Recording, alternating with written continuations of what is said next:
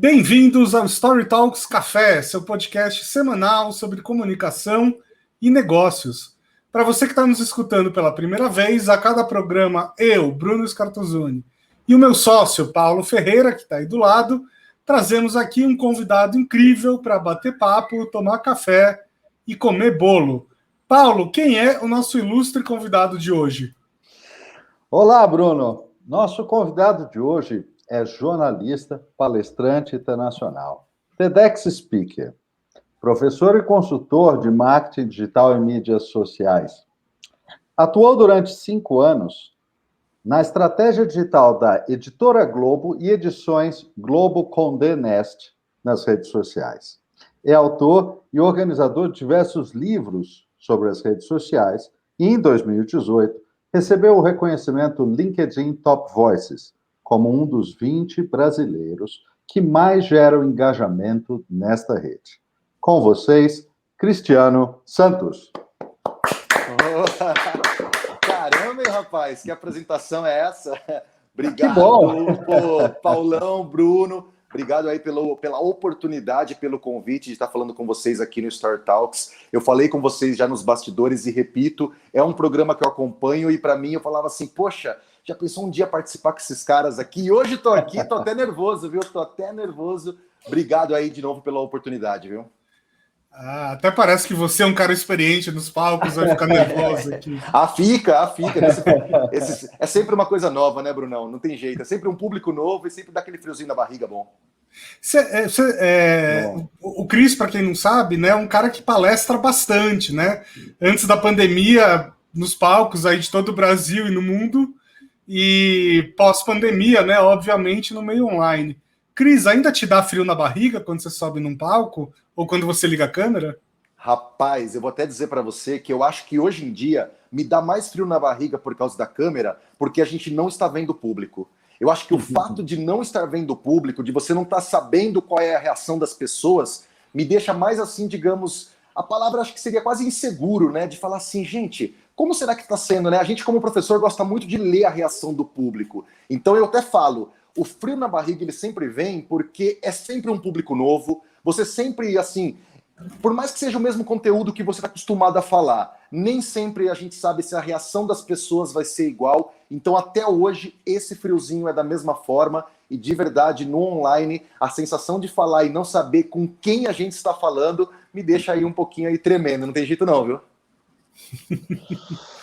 A falta do feedback, a falta da imagem, né, das pessoas na sua frente, é uma coisa que a gente gosta muito de fazer e a gente sempre aconselha também. Pelo menos no início, quando você inicia a sua transmissão, quando você faz aquele tempo de chegada, né, é sempre bom, alguns minutos ali, a gente sempre recomenda pedir para todo mundo na câmera, para que as pessoas se vejam um pouco, ainda que seja por poucos instantes, por poucos minutos. Cristiano, é impressionante a diferença que isso faz para quem está falando, claro, porque você forma uma imagem mental inicial de quem está ali, mas também para a conexão entre as pessoas que estão presentes. É muito interessante. Interessantíssimo mesmo isso aí. Sugiro que você aplique. Vou testar isso daí também, hein? Muito bom. Verdade. Cris, a gente já bateu alguns papos aí na vida, né, se encontrando pelos eventos e tal, e eu lembro que uma vez, almoçando juntos, você me contou a história de como é que você virou um especialista em LinkedIn e mídias sociais, né? Eu lembro que teve uma história que foi quase que um acidente, né, que tinha a ver com uma promoção e tal. Conta essa história para o público, porque eu acho que é uma história muito curiosa. E, na verdade, acho que é uma história que representa a história de muitos influenciadores digitais, né? Que muitas vezes começaram meio que por acidente. Pois é, Bruno. Eu lembro que acho que a gente contou sobre isso quando você foi lá almoçar comigo na Editora Globo, não foi? Isso, pode ser. Olha isso. Tô lembrando até que aquele dia tava frio pra caramba. Lembro da gente com uns jaquetão gigantesco. Olha só, Brunão. Quando eu tava lá na Editora Globo, eu comecei a trabalhar lá em 2007 e eu era assistente financeiro. E eu trabalhei por vários anos na Editora Globo, cuidando da área financeira lá. Comecei a estudar jornalismo, comecei a gostar muito dessa área. E nessa época que eu fazia jornalismo, eu participei de um recrutamento interno para ir para uma área da Editora Globo que era de apoio para as revistas. Eu comprava foto para as revistas em agências de imagem.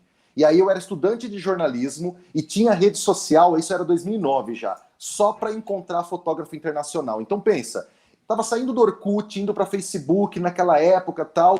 Quando chegou 2011 mais ou menos ali, eu tinha o Facebook principalmente para encontrar então esses fotógrafos, mas sempre fui ligado muito com a aviação. Eu sempre gostei muito de avião, quero ser piloto um dia ainda, é um sonho meu ainda de aprender a pilotar avião e tudo mais. O que eu fiz? Segui todas as empresas aéreas no Facebook para poder receber fotos e tudo mais. O que aconteceu? Nesses posts, nesse seguir as empresas, comecei a receber posts delas. Numa tarde eu vi a Azul Linhas Aéreas postando assim, ó, completamos 8 milhões de passageiros transportados, e tinha uma foto dos funcionários da Azul em Campinas, segurando umas plaquinhas com os 8 milhões. Eu peguei e fiz um comentário, né? Poxa, 8 milhões? Acho que é hora de vocês fazerem uma promoção relâmpago de passagens por R$8. Será um sucesso com certeza. Parabéns, Azul. Fiz esse post, esse comentário na foto, e a galera começou a curtir o meu comentário no post da Azul. Eu falei assim, eu acho que eu bombei, hein? Tinha 9 curtidas só, mas eu falei, bombei, né? Não estava acostumado com isso. Cheguei em casa e criei um evento no Facebook. Esse evento se chamava Promoção Passagens Aéreas a R$8. Era uma campanha que eu criei. Essa campanha cresceu tanto, chegou a 27 mil convidados, as pessoas foram começando a espalhar tanto esse evento no Facebook, que a Azul Linhas Aéreas resolveu fazer a promoção. Depois que a Azul Linhas Aéreas fez a promoção, eles simplesmente fizeram, então, durante 1 hora, venda de passagem por 8 ida e 8 volta, e uma amiga minha que trabalhava comigo nessa área da Editora Globo aí de pesquisa de foto, que hoje é minha coach, que é a Solange Reis, falou assim para mim, Cris, eu posso contar sua história para uma amiga minha da Época Negócios? Falei, pô, pode. E aí eu dei uma entrevista para a Época Negócios sobre isso. Saiu uma matéria chamada Pedido no Facebook faz Azul vender passagens a R$8. A matéria trazia o link para o meu Facebook, para me seguirem, para ver se eu iria fazer novas campanhas. Cara, eu não soube mais o que era ter um perfil pessoal meu a partir dali, porque era tanta gente me seguindo. O que eu fiz? Eu peguei e comecei a divulgar sobre essa matéria, e o canal Futura me convidou para fazer uma matéria também na TV sobre mobilização em redes sociais. Daí eu gravei um documentário com eles, e depois desse documentário a Editora Globo me convidou para fazer uma palestra sobre essa história no Dia Digital para os jornalistas da editora. Eu nunca tinha palestrado na vida, fiz essa primeira palestra lá para esses jornalistas, contando a minha história com alguns prints, e aí 2 semanas depois a RH me chamou e falou assim, tinha um dos diretores presentes que ele falou assim, ó, nós queremos esse cara cuidando das redes sociais do nosso novo produto aqui na Editora Globo, que era o Mundo do Sítio do Pica-Pau Amarelo. Eles criaram um cargo de analista de mídias sociais e eu comecei a trabalhar com isso então na editora em 2011. Fiquei 1 ano e em 2012 me chamaram para trabalhar com a Ana Brambila, que foi minha grande professora de redes sociais, e aí eu e ela trabalhávamos juntos, eu como assistente dela, para gerenciar as 16 marcas da Editora Globo nas redes. Em 2014 ela foi fazer doutorado na Argentina, e quando ela foi fazer esse doutorado eles me convidaram então em 2014 para poder gerenciar então a estratégia digital nas redes sociais de todas as revistas. E tudo isso começou naquela brincadeira das Azul Linhas Aéreas, cara. Olha que incrível. Que coisa incrível. Espera aí, mas aí você falou uma frase que é meio chave aqui e que já vai dar origem para uma pergunta aqui, que de certo modo vai ser um pouco cabeluda, Cris. Ixi, Maria, olha. É o seguinte, olha só. Você falou, a sua carreira começou, né? Quando você quase que inadvertidamente criou uma mobilização em rede social, criou um movimento ali, né? E criou um impacto através de, particularmente através de identificar algo que muita gente queria. Maravilha. Veja, eu conheço muita gente que tem um poder bacana de mobilização em redes sociais, que se transferiu para redes sociais, um poder de mobilização real que se aplica nas redes sociais. Então, quando a gente vê pessoas como a Camila Coutinho, por exemplo, que tem um poder imenso de mobilização nas redes sociais, ou a minha amiga Renata Quintela, do Instituto Nossa Jornada, que faz uma série de mobilizações e fez um grande trabalho na crise de oxigênio em Manaus, por exemplo, via redes sociais, exatamente, utilizando assim. Então, a mobilização está no coração de coisas que acontecem né? Na mídia social, na rede social, e depois, eventualmente, extravasam para o mundo. A semana passada, nós assistimos um vídeo muito interessante de uma pessoa, de uma aluna da GV, que as pessoas ali daquele universo estavam basicamente numa gincana, né, entre suas turmas, mas o poder de alcance e influência pessoal daqueles alunos incluía celebridades do mundo inteiro. Gente Exato. Muito grande, com um poder de mobilização enorme.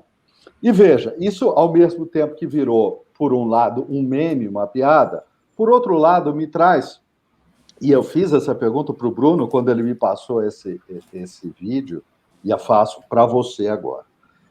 Cris, essas pessoas poderiam fazer mudanças relevantes no mundo se elas trabalhassem por coisas que realmente importam, não? O que falta, às vezes, você que conhece tanto disso, o que falta, às vezes, para que causas mais importantes, mais relevantes, para afetar efetivamente a vida, melhorar a vida das pessoas, tenham uma mobilização desse tamanho, por exemplo? Muito boa pergunta, Paulo, porque você sabe que a gente fez um evento na semana passada, cara, chamado LinkedIn de A a Z, daquele grupo que eu tenho lá no Facebook, com funcionários do LinkedIn palestrando para mais de 300 pessoas. A gente organizou isso aí e a gente mobiliza essas pessoas aí do LinkedIn de A a Z para ter conhecimento gratuito através dos funcionários do LinkedIn. A gente faz séries de encontros todo esse tempo.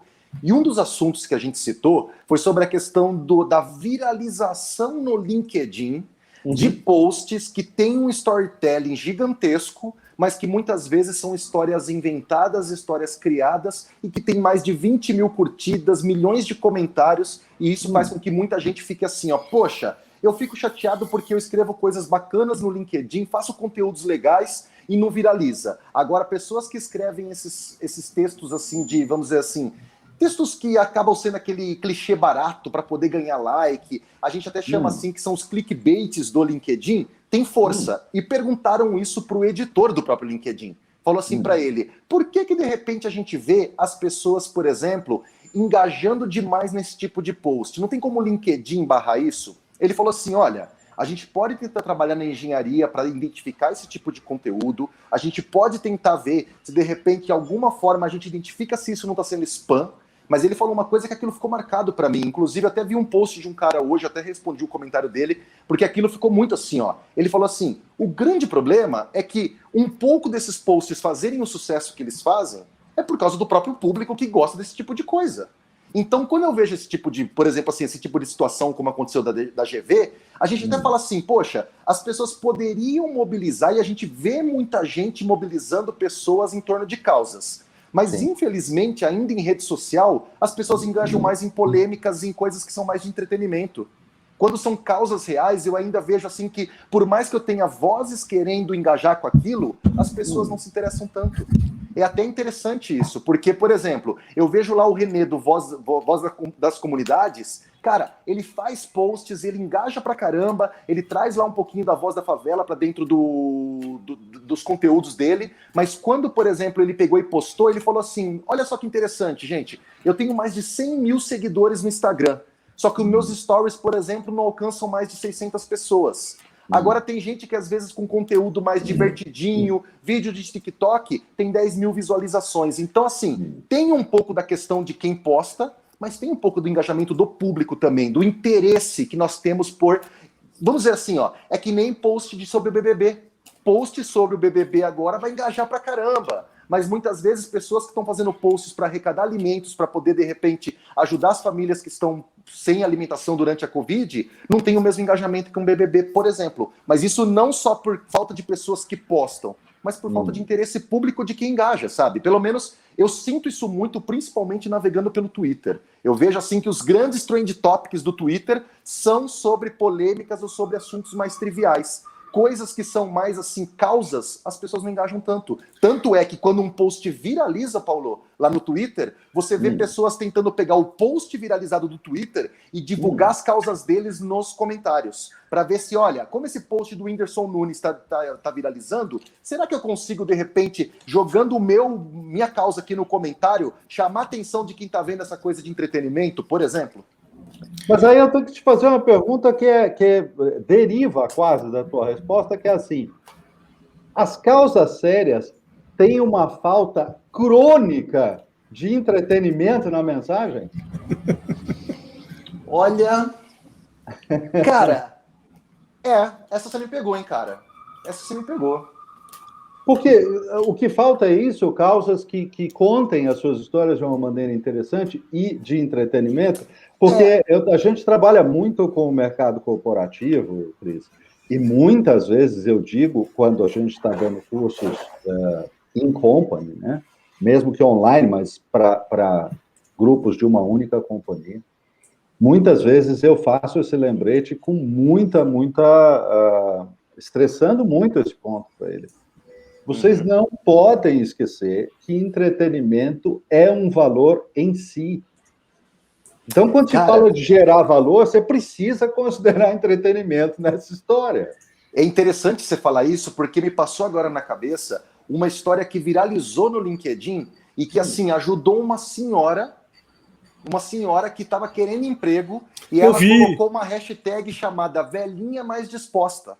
E que você sabe que, da mesma forma, também teve um monte de gente que criticou a ação dela, falando assim que, poxa, uma senhora dessa não deveria ter que se preocupar num país como esse a procurar emprego e tudo mais, mas mesmo tendo os que foram a favor ou contra, a história dela viralizou, ela recebeu várias oportunidades de emprego, mas ela criou um post de uma forma diferenciada do que as pessoas costumam geralmente falar que, olha, estou disponível no mercado. E aí eu acho que isso junta com o que você falou, que não é só questão de entretenimento, mas eu acho que às vezes falta um pouco de humanização nas mensagens em redes sociais. Às vezes as pessoas querem só comover a coisa, assim, ou contar alguma coisa apenas pela comoção, sendo que em redes sociais eu já percebi uma coisa: as pessoas muitas vezes, se a mensagem for muito pesada, ou se for algo que de repente cause uma vergonha por aquilo estar acontecendo com alguém e tudo mais, as pessoas fogem. Olha que interessante uma coisa, Paulo. Quando a gente estava lá na Editora Globo e fazia os nossos relatórios, por exemplo, dos posts que as pessoas mais clicavam para esconder das nossas revistas, na revista Época, os posts que eram mais escondidos eram aqueles que citavam algum tipo de doença. As pessoas não queriam saber que existem aquelas doenças. Elas não gostavam de alguma notícia que falavam que aquele tipo de coisa, por exemplo, olha, aumentou, por exemplo, nem era em época de pandemia, né? A gente está falando, por exemplo, assim, HIV aumentou no mundo a transmissão. Ou então, assim, veja aqui formas para você se prevenir de tal doença. As pessoas não gostavam de saber que as doenças existiam, então elas ocultam da timeline como uma sensação do tipo assim, quero deixar ela um pouco mais leve, a gente percebia isso do público, e elas engajavam em notícias que, por mais que talvez não fossem as melhores notícias, mas que tinham ali um quê de trazer uma esperança, uma mensagem diferente, até na chamada. A gente começou a perceber que até no jeito de você descrever ali a chamada da matéria, mudava um pouco isso. Então eu acho que isso que você falou é muito importante. Falta o entretenimento, mas na verdade é aquela coisa, né? Além do entretenimento, falta aquela coisa que as pessoas falem assim, poxa, eu também faço parte disso. Eu também, de alguma forma, posso colaborar e isso também pode ajudar a minha vida ou alguém próximo. Não é que as pessoas só se mobilizam em causas que as beneficiem, mas muitas vezes elas preferem elas preferem colaborar com algo que está mais próximo, porque elas sentem aquela coisa do tipo assim, ó, é palpável, a minha ajuda, eu tô quase que sentindo o que eu tô ajudando, né? Então, eu queria fazer uma analogia aqui entre os produtores de conteúdo de mídias sociais e bandas, né? Porque todo produtor de conteúdo, eu acho que sofre um pouco dessa angústia ou desse sonho de assim, não, eu vou ser um puta influenciador, eu vou ter milhões de seguidores e tal. E acontece que nem todo conteúdo é para públicos desse tamanho. Tem conteúdos que são para nicho, né? Assim como banda. Se você toca pagode, se você toca sertanejo universitário, se você toca pop rock, talvez você possa almejar ter milhões de fãs. Agora, se você toca death metal, Cara, sinto muito, talvez você possa ter alguns milhares de fãs, mas milhões no âmbito Brasil, por exemplo, vai ser um pouco mais difícil. E eu vejo assim que tem muita gente que faz conteúdo muito bom, de repente mais técnico, mais nichado, ou que fale de assuntos mais complicados, que não vai ter milhões de seguidores, mas pode ter ali sua comunidade muito participativa, né? E que isso eu acho que faz sentido também. É um jogo de relevância, né? Não é um jogo de quantidade. Exato, exatamente. Até para vocês terem uma ideia, quando a gente criou lá o LinkedIn de AZ em 2014, cara, a gente tinha 30, 40 pessoas nesse grupo. E aí a gente tirava dúvidas sobre LinkedIn dentro desse grupo de pessoas que não conheciam a ferramenta. O grupo foi crescendo, a gente começou a fazer alguns encontros presenciais, e desses encontros presenciais, para poder tirar dúvida de LinkedIn, hoje o grupo está, depois de 7 anos aí, com 20 mil pessoas no Facebook. E aí você fala assim, poxa, ele não é um grupo de milhões de pessoas. Só que quando você fala de 20 mil pessoas que, de uma certa forma, têm acesso gratuito a conteúdos a respeito de LinkedIn, é isso que vocês começaram a falar, é o nicho. É o nicho que, às vezes, a gente fica muito preocupado com as métricas de vaidade e achando que eu só vou também ser um bom engajado se eu tiver milhões de likes. E, na verdade, não funciona muito bem assim, né? O próprio LinkedIn, quando eles lançam aquele LinkedIn Top Voices anualmente, cara, nem todos os Top Voices que saem na lista deles são pessoas que são muito seguidas na rede ou tem muitos comentários no seu post. Por quê? Porque o LinkedIn fala que não é apenas o número de seguidores que gera influência. Eles querem ver o quanto essas pessoas, com os conteúdos que elas trazem, afeta de alguma forma o ecossistema ou a área de atuação delas ou as pessoas que seguem elas, e eles têm como ver isso internamente, além do que o número de curtidas. Então, é interessante como é que as vozes fortes hoje também independem muito só da viralização, né? Exato, exato. Então, já que você comentou do grupo, me conta uma coisa, qual é a dúvida que mais aparece? Cara, a primeira dúvida que as pessoas têm é se realmente LinkedIn funciona. Eu acho que a pergunta que as pessoas mais gostam de fazer é essa. LinkedIn funciona? Porque, na verdade, as pessoas muitas vezes entendem também o LinkedIn como uma maquininha, cara. Uma maquininha que eu vou lá, preencho o meu perfil, apertei um botão e tem que começar a me aparecer emprego. E se não aparecer emprego, ele não funciona. As pessoas não entendem como rede social. Muitas vezes elas não querem ir lá. Não, Paulo, é impressionante porque as pessoas elas não entendem que, por exemplo, você precisa preencher um perfil, você precisa atualizar aquilo como rede social e conversar com as pessoas, você ter frequência, as pessoas dão atenção ao Facebook, ao Twitter, ao Instagram, ao TikTok, e já no LinkedIn elas falam, ah não, mas eu não posto quase lá, eu não sei o que postar. Sendo que muitas vezes ela já tem posts profissionais em outras redes. Então, acho que a primeira, Brunão, LinkedIn funciona, cara. Não à toa que há 7 anos eu dou palestras, cursos, workshops sobre LinkedIn, empresas, universidades, eventos, e as pessoas ainda citam para mim no evento. Nossa, Cris, aprendi muita coisa porque eu nem mexo no meu LinkedIn, eu nem abro. Nossa, nem olhava para o LinkedIn. 2021 as pessoas citam. Cristiano, eu não mexo, não sei para que essa rede serve, eu achava que era só para a gente procurar emprego. Então, assim, é um desafio muito grande mudar essa visão da galera, viu? Mas Cris, eu vou te falar uma coisa. A gente tem um uso frequente do LinkedIn, né? Não tem um alcance muito grande, o Bruno tem um alcance maior que o meu, mas, enfim, não é uma coisa enorme, não. Mas posto com alguma frequência, tenho vários artigos escritos lá, tenho vários posts e tudo. Mas eu acho curioso, porque assim, no meu perfil do LinkedIn já está o fato de que eu sou fundador da empresa há vários anos, e antes de fundador dessa empresa, eu era o fundador de outra empresa. Então, assim, Perfeito. Eu não uso o LinkedIn nesse viés, digamos, de procurar emprego, né, há muitos, muitos anos. Eu continuo recebendo mensagem do LinkedIn o dia todo, toda semana, dizendo assim, encontre o lugar certo para você trabalhar, o emprego dos seus sonhos. Aí fica difícil. Isso é interessante você citar, Paulo, porque é uma coisa que eu falo até para os alunos na aula, tá? O LinkedIn, muitas vezes, nessa questão de e-mails, ele tem muito e-mail que pode vir para você, meio que automatizado do sistema, e que eu sempre recomendo, galera, ir lá nas configurações, na parte de comunicação, e desativar alguns tipos de lembretes no e-mail já dá uma limpada disso. Porque realmente é meio que sistema. Por mais que a gente tenha ali, o LinkedIn até criou, Paulo, uma forma de você colocar que você presta serviços ao invés de ser funcionário, por exemplo. Eu não sou necessariamente uma pessoa que estou procurando emprego, eu presto serviços, eu estou em busca de clientes. Só que essa ferramenta ainda está em testes, então não é todo mundo que tem. É uma ferramenta que você coloca assim, ó, informe quais serviços.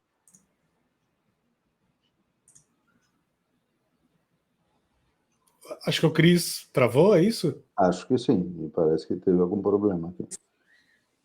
Bom, vamos esperar um pouquinho o Cris voltar aí, né? Cris? Aqui tá normal para mim. Você deu uma travada pra gente aqui. Travou? Agora voltou. Agora voltou. Até que parte que pegou da minha fala? Que é uma ferramenta em beta, de que as pessoas, né? Que está em beta. Boa. Não, então, essa ferramenta é uma ferramenta beta que justamente trabalha com o quê? Ela pega e mostra quais são os serviços que você presta, só que não é todo mundo ainda que tem essa função, porque o LinkedIn começou a entender que antigamente a gente tinha essa questão mesmo de CLT, emprego formal, experiência profissional, currículo, e hoje a gente tem muito profissional essas coisas todas dentro, que eram importantes no século XX, né? Exatamente. Tanto é que as pessoas ficam na dúvida. Elas perguntam assim, mas Cris, eu sou dono da minha empresa. Onde que eu vou pôr isso no meu LinkedIn? Como é que eu vou colocar que eu sou funcionário da minha empresa mesmo? Então, assim, o LinkedIn tá dando uma reformulada nisso. Pena que essa ferramenta ainda não está disponível para todo mundo, mas eles já começam a ver que não é realmente só para procurar emprego. Então, o que pode ajudar para algumas pessoas que de repente estiver assistindo também, Paulo, é ir nessa parte de configurações e desativar alguns lembretes do LinkedIn para isso. Eu, por exemplo, tenho muita dificuldade de colocar algumas informações ali no LinkedIn. Por exemplo, os eventos que eu já palestrei, que eu acho que é uma informação relevante para mim, né, para você também, no caso, mas não tem um campo específico para isso, né? Você tem que criar lá um campo e tal. É meio esquisito. Como é que você faz nesse caso? Muito bom, Brunão. Até para quem trabalha com isso, o LinkedIn não tem necessariamente realmente um campo ainda de eventos. Ou mesmo você, como palestrante, você postar as palestras que você fez. A gente utiliza do campo projetos. Porque daí na área de projetos, você pode contar alguns projetos que você está desenvolvendo. Que daí você pode fazer de duas formas. Se você é uma pessoa que faz uma palestra de vez em quando, cada palestra sua pode ser um projeto específico. Se você palestra bastante, você pode criar um projeto com um nome X, por exemplo, Bruno Scartuzoni palestrante, ou o nome da sua empresa, e ir descrevendo alguns títulos na descrição dessa palestra e levar para algum link do seu site, porque você pode pôr uma URL no projeto. Então, quando você põe uma URL, você pode levar para o seu site onde contrata as suas palestras. Então, isso pode te ajudar também. Mas para quem é palestrante, a gente fala que, principalmente, um canal legal é a timeline. As palestras precisam estar sendo contadas em tempo real, postando depois que você termina elas. Principalmente se você, por exemplo, olha uma coisa que é bacana, Brunão, para quem é dessa área. Você fez uma palestra, terminou o evento, você pegou, por exemplo, assim, aquelas pessoas se conectaram com você.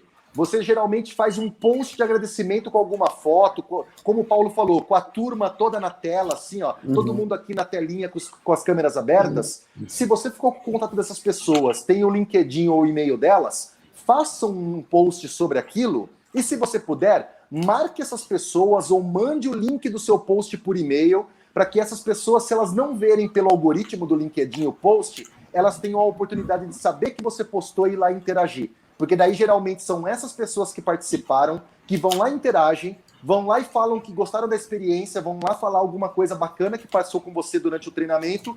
E o LinkedIn tem um funcionamento diferente no algoritmo, Bruno.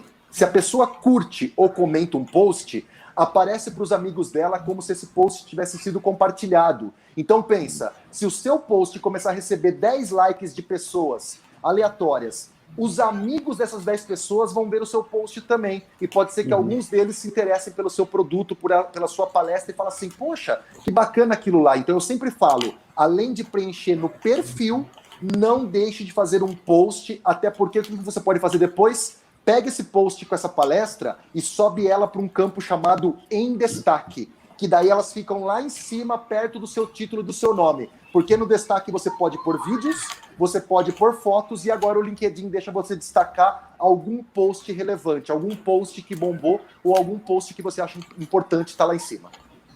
Olha, nada como falar com um especialista. Falar né? com o especialista é uma Poxa beleza, vida. né? É isso, são 7 anos todos os dias ali, sabe? Daí você fala assim, caramba. Isso eu falo até uma coisa, Paulo e Bruno, vocês que também são dessa nossa área de comunicação, são coisas que eu aplico todos os dias, são coisas que eu testo na ferramenta, são coisas que eu percebo que tem um certo, assim, uma certa interação bacana. Então, realmente, eu costumo dizer que, além de gostar da ferramenta, eu gosto de trazer para a sala de aula as coisas que eu mexo ali no dia a dia. Então, eu mesmo vejo que quando a gente faz esse tipo de post, você puxa os alunos, a gente está falando do que disso? De prova social. Porque são pessoas que gostaram do seu conteúdo, são pessoas que acharam bacana. Elas vão fazer questão, se elas tiverem uma experiência bacana com o Bruno, com o Paulo, de ir lá escrever o comentário. E a gente sabe que muita gente compra porque tem alguém, algum amigo próximo que ela confia que está falando, né? Claro. Por falar em prova social, aqueles depoimentos ainda funcionam no LinkedIn? Ainda é relevante? É relevante, eu ia até citar eles também, que legal você ter perguntado isso, porque as pessoas ficam na dúvida de como eu aumento aquele número de depoimentos, que são as recomendações no LinkedIn. Sendo bem sincero, Bruno, a única estratégia hoje para você conseguir aumentar com mais rapidez aquilo é pedir recomendação. E não precisa ter vergonha de pedir recomendação. Sabe por quê? Primeiro que você vai pedir recomendação para alguém que você tem uma relação legal. Você vai pedir para alguém que trabalhou com você, algum cliente, alguém que conhece seu trabalho. Segundo, que por que a gente fala de pedir a recomendação? Porque a pessoa vai receber um link por mensagem privada. Quando ela clica nesse link, o link já abre uma caixinha que ela só escreve o depoimento e te devolve.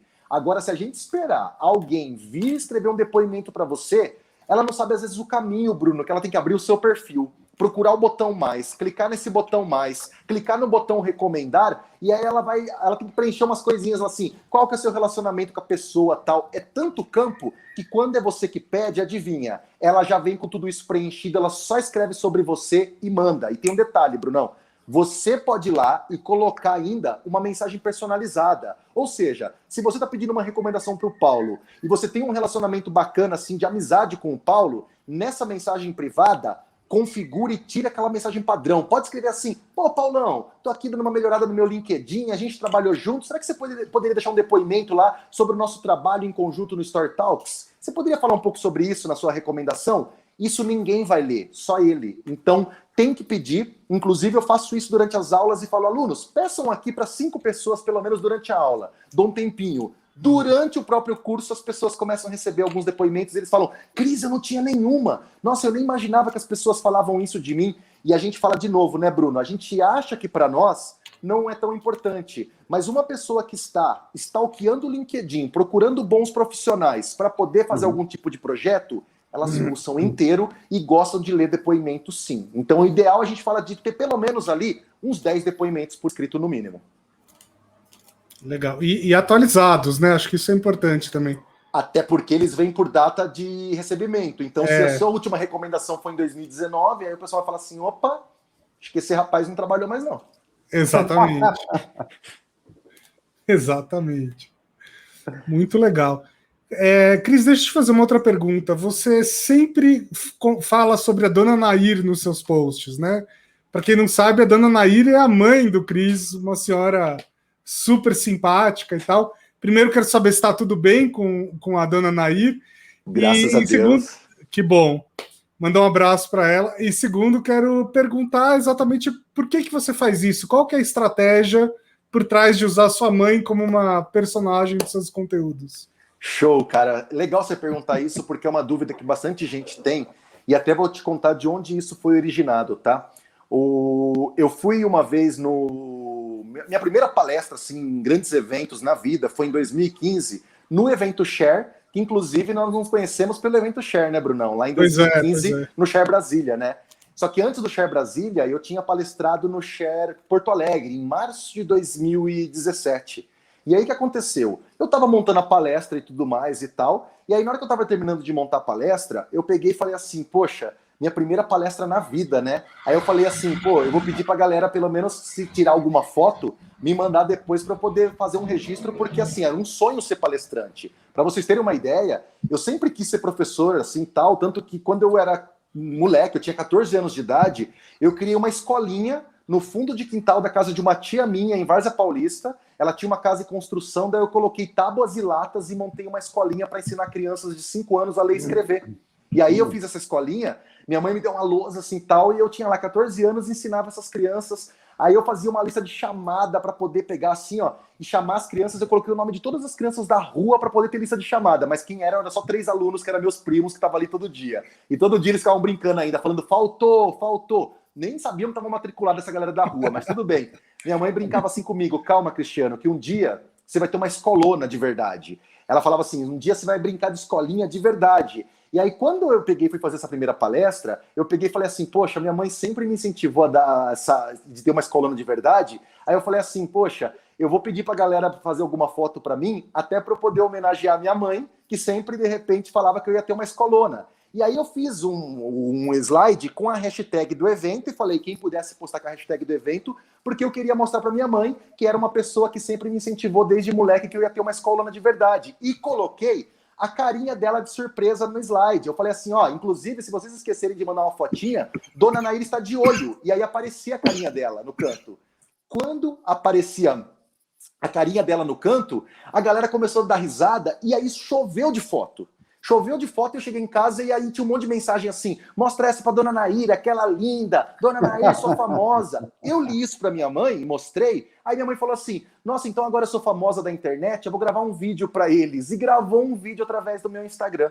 E a partir daí, meu amigo, vou ser bem sincero contigo, eu não consegui mais tirar a Dona Nair dos eventos, porque eu ia num evento, o pessoal brincava assim, ó, vai ter a Dona Nair, né? Eu só vim para ver a Dona Nair, eu quero ver a carinha dela nos slides, até porque eu fazia uma brincadeira no finalzinho para contar a história da escolinha e tal, eu fazia uma brincadeira que tinha uma cortina vermelha. O que será que estava atrás da cortina vermelha? E era a Dona Nair com um joinha assim pra galera, ela fez uma foto pra galera. Pronto. Aí, a partir daí, toda vez que eu conto uma história, eu tô num evento, o pessoal, juro, eles mandam mensagem: cadê a Dona Nair? Cadê a Dona Nair? E mandam presentes e tudo mais. Então, na verdade, a minha mãe, ela assim, como ela faz muito parte desse meu projeto de ser professor, ela começou a se divertir tanto, e aí os eventos começaram a pagar para ela ir também. Então ela já fez viagens a trabalho comigo, ela já subiu no palco junto comigo. Então eu costumo dizer que mais do que uma personagem, ela realmente faz parte dos eventos, cara. Ela faz parte e ela faz vídeo de Natal, Ano Novo, fez vídeo quando chegou os stories no Instagram e começou a dar dicas, ela brinca junto comigo nisso. Tanto é que em muitas lives ela aparece, ela dá oi pra galera aqui, fala com o pessoal e tudo mais, sabe?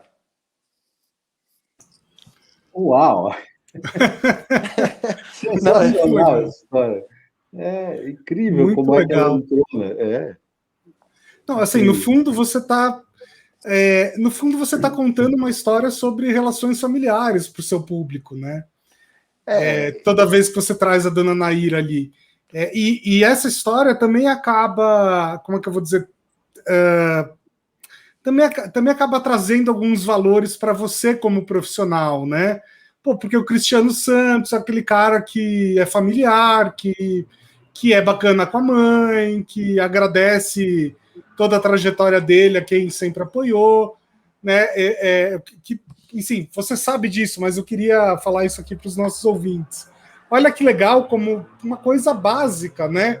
A relação de um filho com a mãe pode ser um motor interessante aí para uma carreira. Sabe que muitos dos nossos alunos sempre perguntam assim: pô, Bruno, legal esse negócio aí de storytelling e tal, contar histórias, mas sabe qual é o problema? Eu não tenho nenhuma história para contar, porque nada de incrível aconteceu na minha vida. E o que eu sempre respondo é isso, que às vezes a gente tem coisas banais na nossa vida que já podem ser uma história, como é essa sua com a Dona Nair. Muito legal esse exemplo. Não, Brunão, é até legal você falar isso, porque, por exemplo, eu acredito muito nas histórias, eu acho que isso, tanto quando a gente está palestrando, quando está na sala de aula e conversando com as pessoas, porque a gente está falando do quê? De seres humanos, né? E eu acho que, por exemplo, quando eu trago ali a minha mãe ali numa palestra e tudo mais, é até uma forma de eu me conectar com aquilo que é valor para mim, até quando eu me lembro assim, ó, por exemplo, poxa, estamos num palco, estamos ali sendo visto por um monte de gente e tudo mais, mas aí o pessoal até brinca assim: a origem da gente nunca deve se perder, independente da profissão e da visibilidade que você ganha.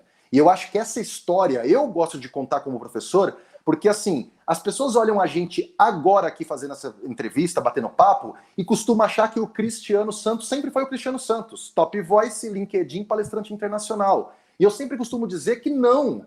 E, na verdade, assim, essa trajetória que foi sendo construída, a partir do momento que a gente traz as nossas histórias, também traz aquela possibilidade das pessoas sentirem o quê? É possível para mim. Nossa, é possível para mim. No RD Summit 2019, que foi o último RD Summit presencial, cara, eu tive a primeira oportunidade de fazer a minha palestra na plenária, que é aquele palco gigante deles para 5.000 pessoas.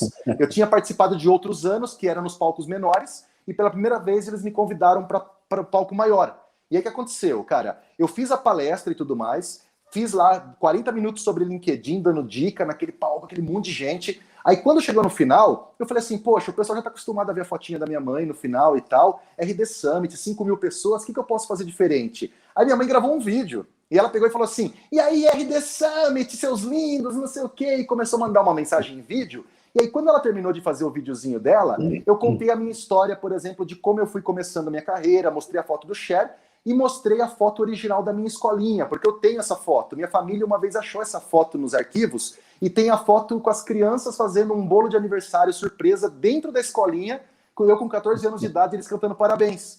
Quando eu mostrei essa foto, cara, as 5.000 pessoas pararam assim, ó, e levantaram no evento e começaram a aplaudir em pé. E, cara, naquela hora, velho, juro pra você, eu fiquei tão nervoso ao mesmo tempo e eu falei assim, cara, isso aqui é o RD, é um palco gigante. Eu acho que eu não posso me emocionar aqui. Depois eu falei assim, cara, não vai ter jeito. Eu abri o bocão, mano, de chorar, de lembrar de todas as coisas que foram até aquele momento, e chorei, e o fotógrafo pegou esse momento, que era assim, com aquelas 5.000 pessoas em pé, porque o próprio RD falou assim, poucas vezes no RD a gente viu as pessoas se levantarem. E eles falaram assim, quando terminou o evento e tudo mais, eu desci do palco, as pessoas vinham assim me cumprimentar, me abraçar, elas falavam assim, ô Cris, aqueles seus 40 minutos de dica de LinkedIn foram incríveis, mas aqueles 5 minutos você contando a sua história me mostrou assim o homem de valor que você era e eu quero te seguir assim para a vida. Então assim, as pessoas não me abraçavam só pela palestra, mas por causa da história. E até hoje vem essas pessoas falando que assistiram essa palestra. Então eu falo assim, cara, o que a gente gosta de ouvir das pessoas no fundo, no fundo? São as histórias delas, porque eu posso tirar exemplos da minha vida. Então eu sempre tento trazer, dentro da minha possibilidade, uma história que é real também. Não é inventada. Ô, Cris, você sabe que é uma coisa sensacional? Que, enfim, a gente até por força do nosso trabalho de preparar palestrantes, preparar as pessoas para falar em público, a gente tem a felicidade de conhecer história atrás de história, atrás de história, o tempo todo. Quanto mais gente a gente prepara, e já vai para muito mais de 2.000 pessoas, eu vou te dizer o seguinte, todas as histórias que a gente vai conhecendo, elas confirmam aquela frase tão sábia que diz o seguinte, leva muitos anos de trabalho árduo para se tornar um sucesso do dia para a noite. Cara, porque é isso. Cara. Tem um dia que todo mundo se dá conta que você existe, mas o trabalho estava lá, isso é muito exatamente. Tempo. Da noite pro dia para noite não existe, né, cara? Na verdade, é uma coisa que é um processo, né? Aliás, existe, mas aí é perigoso, inclusive, porque às vezes é na página policial. Mas não, quando a gente fala dessas construções positivas, cara, não tem do dia para a noite, não existe. Não, e é uma coisa interessante que você falou, e você falou um negócio legal, Paulo, que eu acredito muito, que também quando é uma coisa assim que pode vir de rompante, na mesma velocidade que você pode conquistar o sucesso, você conquista haters no mesmo nível. E os haters podem tirar a tua sanidade mental de lidar com aquilo, do que você ir construindo muitas vezes numa consistência. Quando você está construindo numa consistência há muito tempo, você pode estar criando também o que a gente chama dos embaixadores de marca, dos próprios advogados do seu trabalho, e aí fica um pouco mais fácil de lidar com os haters, que eles vão existir de qualquer forma, mesmo que você faça um trabalho bem ali, tipo, vamos dizer, foi crescendo gradualmente, mas às vezes quando você tem aí uma história, fica um pouco mais difícil das pessoas apenas te detonarem por uma visibilidade, né? Exato, mas tem uma escala de preparação também, né, Cristiano? Porque assim, quando você começa sendo ouvido por 5 pessoas, depois 15 pessoas, depois 30 pessoas, depois 50, depois 100. Isso vai dando uma graduação na coisa, que quando você está finalmente em cima de um palco sendo ouvido, ou online sendo ouvido por 5.000 pessoas, você ganhou uma rodagem naquela história. Não é a primeira vez já te jogar na frigideira de um público desse tamanho. Então, é isso. Você chega num palco para 5.000 pessoas, mas você passou por 50 palcos menores antes. Então, pois é, exatamente. É muito diferente. Não, Paulo, e uma coisa que você me fez lembrar aqui agora, cara. Eu lembro que, assim, eu não dormi na véspera do palco do RD Summit, porque, assim, era o maior evento da minha vida, assim, tamanho e tudo mais. E, assim, a plenária é uma responsabilidade muito grande no RD, porque é o palco onde vai mais gente e tal, tem uma responsabilidade maior. Cara, eu não dormi naquela noite e a minha palestra era no primeiro dia do evento. São 3 dias, era no primeiro dia às 1 da tarde, ou seja, era a terceira palestra da plenária, era o começo do evento. Então a minha pressão estava muito grande. Daí eu me lembro, assim, que na hora que eles chamaram o espaço entre onde eu estava aqui embaixo até chegar na subidinha da escada do palco, eu falei, gente, parecia que eu andei por uns 2 quilômetros, porque era tanto nervosismo. Daí quando eu cheguei lá em cima e eu comecei a falar com o relógio na minha frente, eu lembro assim, cara, que algumas pessoas falaram assim, Cris, eu senti como se você estivesse num estado de flow, porque você falava de uma maneira tão leve, você parecia que estava falando tão livre, mas eu lembro que naquele momento, Paulo, e isso casa com o que você acabou de falar, eu lembro que eu tinha uma consciência dentro de mim que era o seguinte, cara do céu, tudo que eu já fiz de palestra foi ensaio para eu estar fazendo isso aqui que eu estou fazendo hoje. Eu não estaria preparado como eu estou. Eu estava isso na minha mente enquanto eu fazia, porque eu falava assim, nossa, todas aquelas palestras foram, na verdade, os ajustes necessários para essa palestra da RD ser tão perfeita no sentido de, tipo assim, 40 minutos cravado, sem nenhuma gaguejada, assim, muito séria, sem nada de branco ou algum slide que travou. Sabe aquela coisa fluida? E eu pensei nisso que você falou. Foi ensaio, cara. Foram 6 anos ensaiando, cara. Que legal você falar isso. E olha só, você, nosso ouvinte que está escutando agora, se tiver curiosidade para saber mais sobre o estado de flow, a gente tem um programa com esse tema, o programa com o Cadu Lemos. Podem procurar aí, são alguns programas atrás, uns 6 ou 7, se eu não me engano, tá, que a gente falou bastante sobre isso. E engraçado que esse tema tem sido bastante citado aqui, né? Foi, pelos outros convidados. No último programa, mais recente, com o Alex Schultz também, foi muito falada essa questão do estado de flow. E, de fato, é uma situação que vai se tornando mais conhecida. O estado de flow não tinha esse nome, mas ele é conhecido há alguns milhares de anos. Mas a questão essencial é que agora tem um espaço para se falar disso numa arena profissional, digamos assim, né? Isso, Cris, isso tem essa modificação das relações das pessoas, em como elas tratam o trabalho, como elas falam do trabalho, essa humanização também, no sentido de se mostrarem um pouco mais autenticamente. Você tem sentido isso ganhando espaço no LinkedIn? Porque, pelo menos na minha timeline ali, é algo que eu vejo muito forte. Rapaz, olha, desde 2019, praticamente, um dos trabalhos que eu tenho mais prestado, por exemplo, serviços nas empresas, é de treinamentos para profissionais das empresas para eles usarem bem o LinkedIn, porque as empresas começam a ver a força do que a gente chama de marca empregadora.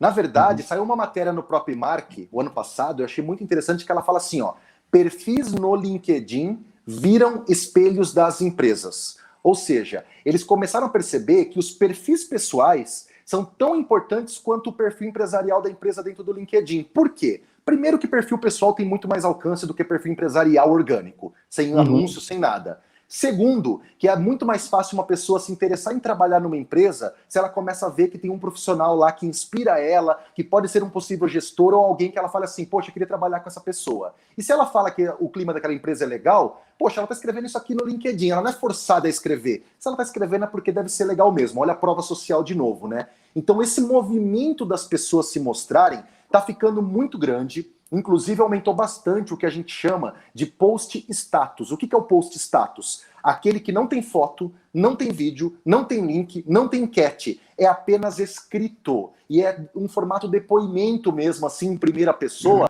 onde as pessoas compartilham alguma história da sua carreira. E é interessante como esses tipos de histórias bombam no LinkedIn. Só que isso dá um novo movimento, Paulo, que é o movimento das fanfics corporativas. Que são os grupos até que, inclusive, estão rolando de críticas às fanfics corporativas, de críticas àquelas pessoas que estão criando umas histórias mirabolantes para bombar, para poder, de repente, ganhar engajamento, mas a gente fala, quanto isso vai se sustentar com o tempo?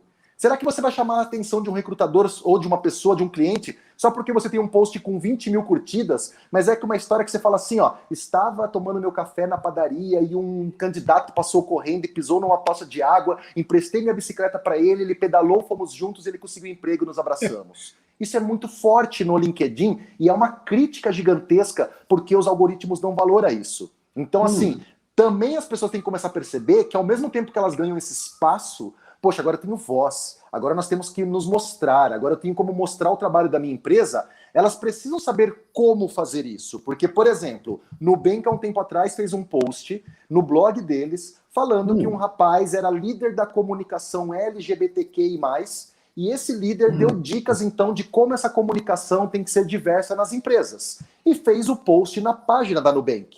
E aí um funcionário da Votorantim Cimento, supervisor, foi lá e fez o comentário. Olha, líder é líder, independente da escolha sexual. Agora, ter um líder LGBT é de uma idiotice sem tamanho. Colocou dessa forma, o que aconteceu?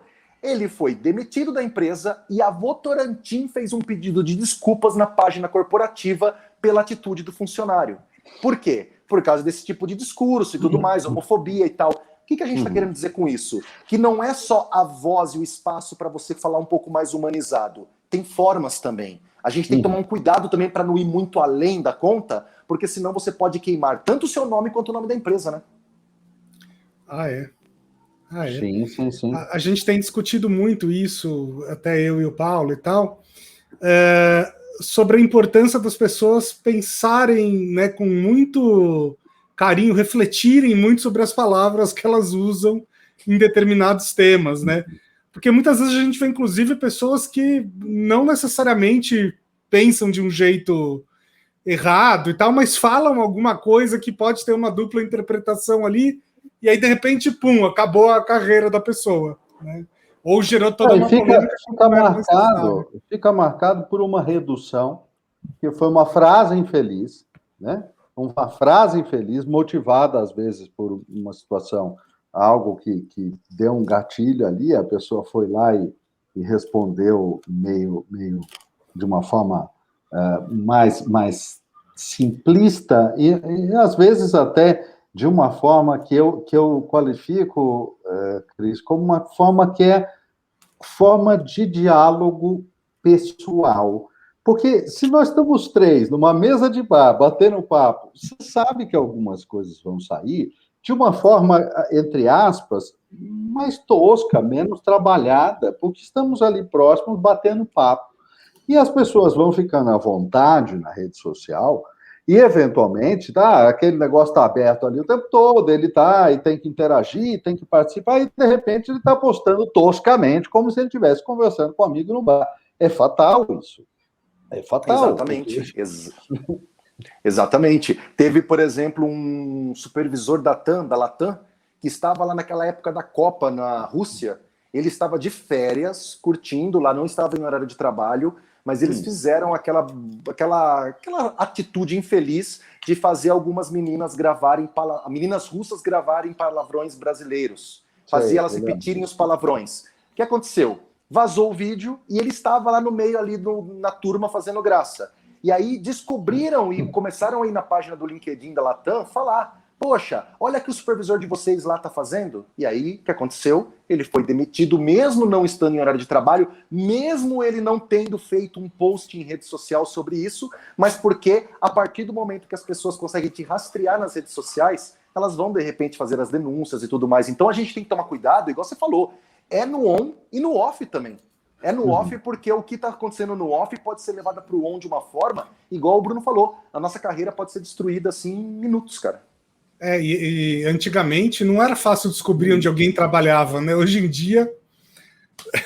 Perfeito. Hoje é a coisa mais fácil, né, cara?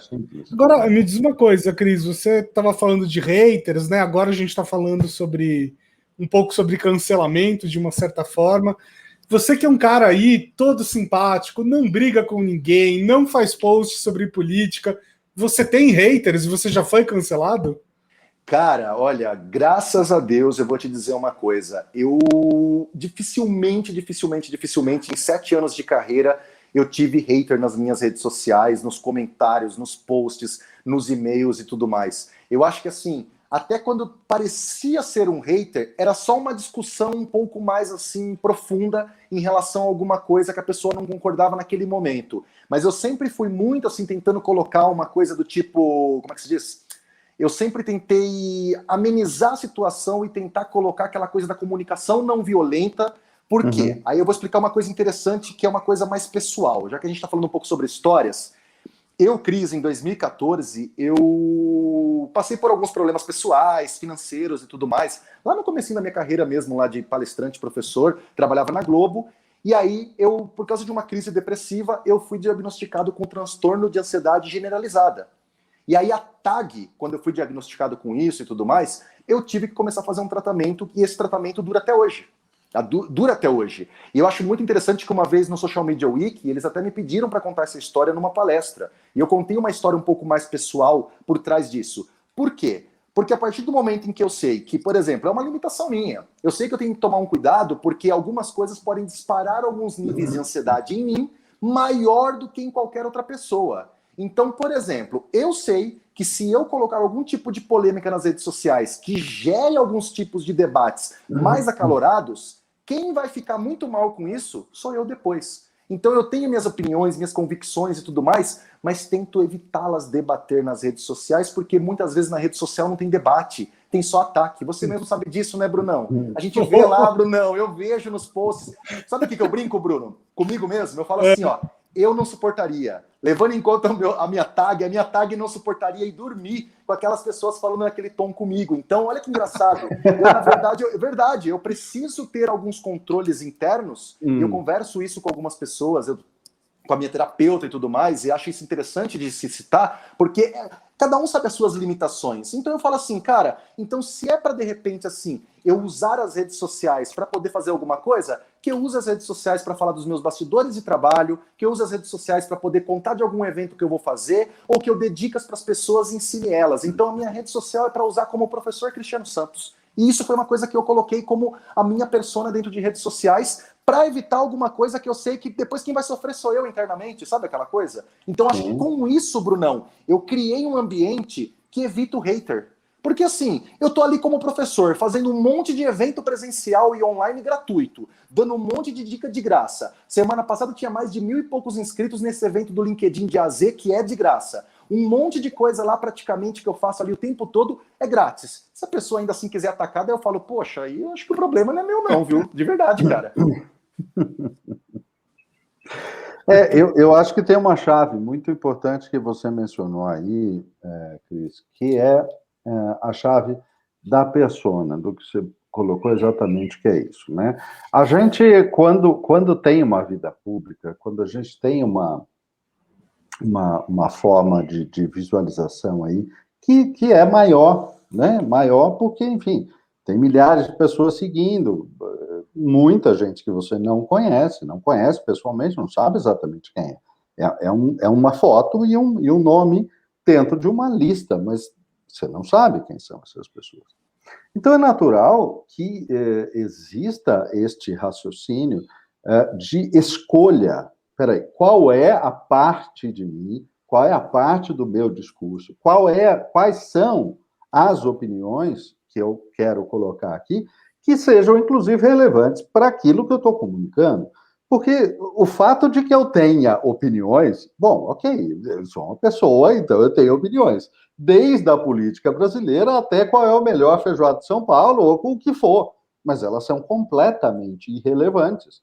As minhas opiniões que têm relevância são aquelas que têm a ver com falar em público, com palco, com comunicação, porque é isso que eu trabalho. ou eventualmente com a vida como terapeuta, que eu também sou. Mas, tirando essas duas áreas, por que eu deveria opinar? Sabe? E por que eu deveria fazer questão de dar voz a certas opiniões? Veja, se é política, eu preciso ouvir um analista político, alguém que trabalhe com isso, que se dedique a isso.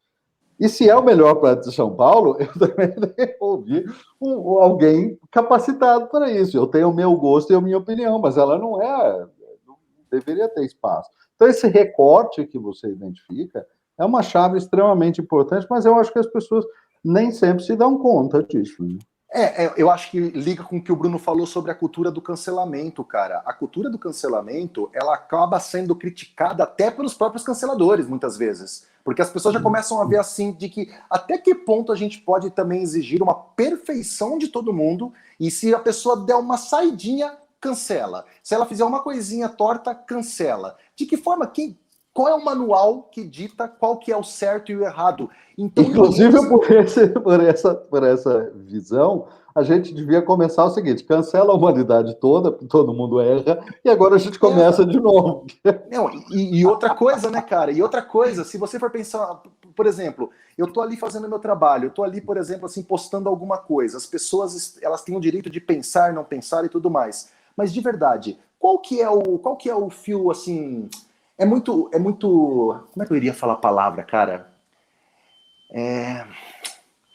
Eu acho que é muito delicado, cara. É muito delicado aquele fio que me mostra se eu realmente estou indo postar uma opinião simplesmente porque eu quero gerar um debate com a minha rede, se eu quero, de repente, me tornar uma pessoa assim também, me posicionar sobre algum assunto, ou se eu estou gerando aquilo só para gerar engajamento, só para gerar polêmica, porque polêmica gera engajamento, que naturalmente os algoritmos te veem e os seus posts começam a aparecer mais, que também tem esse tipo de artimanha em rede social. Mas, de novo, será que geram-se debates? Eu fico sempre naquela dúvida se, ao postar alguma coisa assim, se são debates ou se são ataques. Porque se for para ficar atacando, cara, vai assistir uma televisão, sentar, fazer alguma coisa, vai ler alguma coisa que te forme alguma outra opinião do que só postar uma coisa na rede social para ficar recebendo ataque o dia inteiro e não crescer com aquilo. Você vai crescer com aquele tipo de opinião? Você vai debater com alguém e aprender junto? Por isso que eu tenho um pouco de receio, assim, há tantos anos trabalhando com redes sociais, de que algumas coisas, realmente, as pessoas têm que